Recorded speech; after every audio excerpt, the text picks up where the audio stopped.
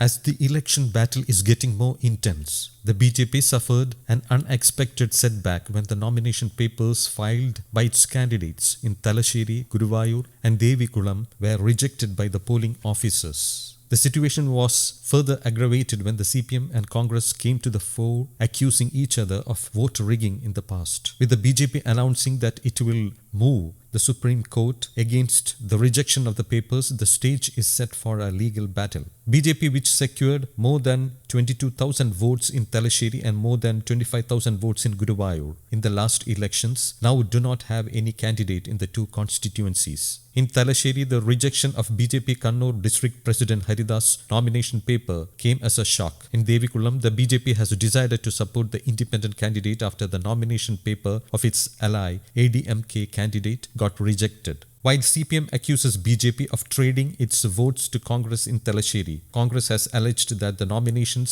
were rejected as part of the CPM-BJP deal. Meanwhile, BJP State President K. Surendran alleged that the rejection of nomination papers was politically motivated and that the returning officers were pressurized by the CPM. On the other hand, the revolt in the Congress over the handing over of the Elathur seat to the National Congress Kerala NCK of Manisi Kappan, a constituent party of UDF, has escalated into a scuffle among activists. Although KPCC Working President KV Thomas came for a compromise meeting the other day, the attempt failed when M.K. Raghavan MP walked out of the meeting. KPCC Executive Committee member Dinesh Mani will be contesting in Elathur as a rebel candidate. Sulfikar Mayuri of the NCK is the official candidate here. Apart from Ledika Subhash, a youth Congress activist from Haripad, will also contest as a rebel candidate from Etumanur. Prince Lucas of the Kerala Congress is the official candidate in Etumanur. The Congress is continuing its efforts for a temporary ceasefire in Irikur.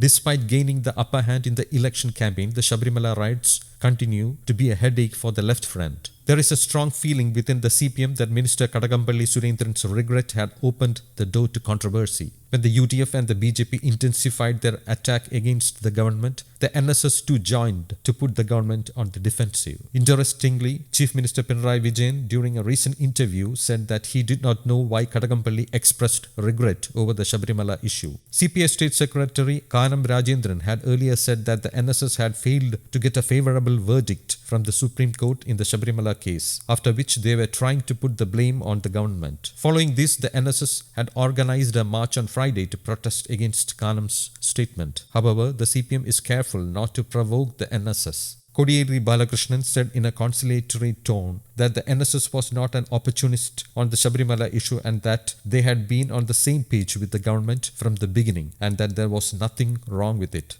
News Desk, Kaumudy English.